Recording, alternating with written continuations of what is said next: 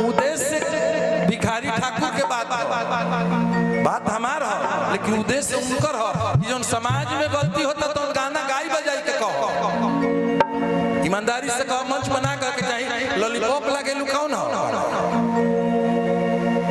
ई कौन भोजपुरी के सुधार में स्थान दिलस?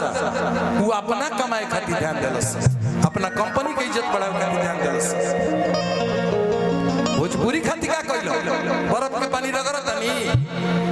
भोजपुरी खातिर कुछ ना कइलो, तू अपना खातिर कइलो, अपना खेती खातिर कइलो। आई गीत चैनल पर बार वो सब सुनी कि अब तो ससुई के बोलिया जहर लागेला। आज जौन होता तो हम गावता नहीं लिखी कहत कि हम भिखारी ठाकुर, जौन भिखारी ठाकुर सोचत रहले तो हम गावत है कि महाराज मीठा मुदई घर भर लागे। वहां का ओ घरी नाटक कइनी, ओ घरी गाना कइनी।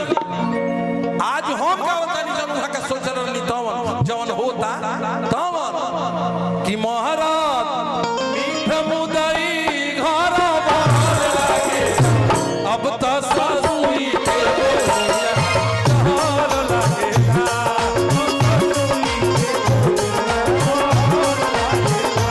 अब तो ससुई के बोलिया जहर लागेला।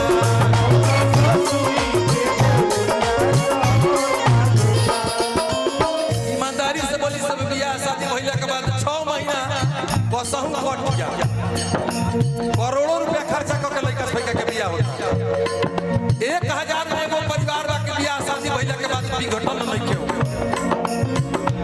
मम्मीला वो बात गाओ, मम्मीला नहीं खे घर जानवा, घर जानवा बुझाला जो घर जानवा मने एक आदमी कोई का आई बा। मम्मीला नहीं खे घर जानवा सब हर लागे। मम्मीला नहीं खे घर जानवा सब हर लागे। गलती किस है?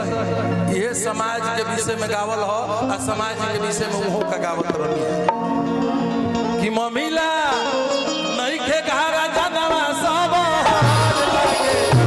अब तो ससुई के बोलिया जहर लागेला। ससुई के बोलिया जहर लागेला। अब तो ससुई के बोलिया जहर लागेला।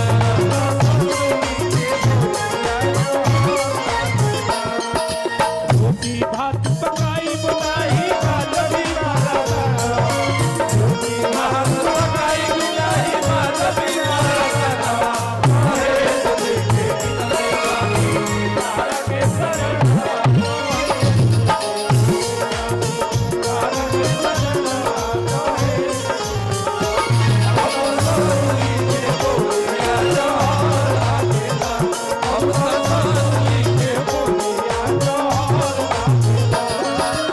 और ये गीत के सबसे बढ़िया लाइन 5 अंतरा के गीत हो।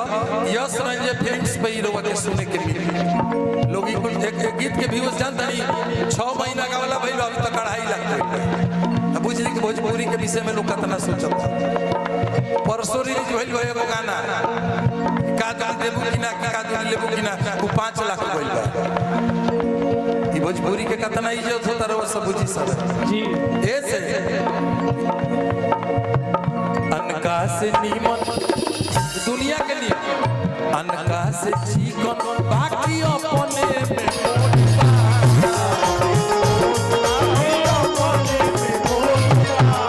दूसरा से चिकन टहनी मम।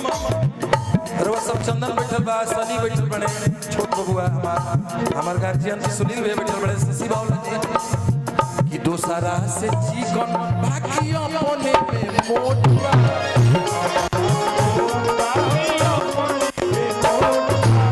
घर के मौगी सोचतारी स कि फिकिर का बाटे जब बबली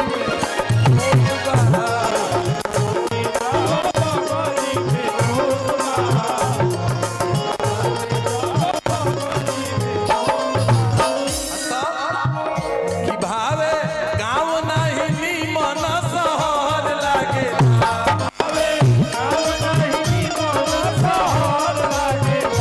भावे गाँव नहीं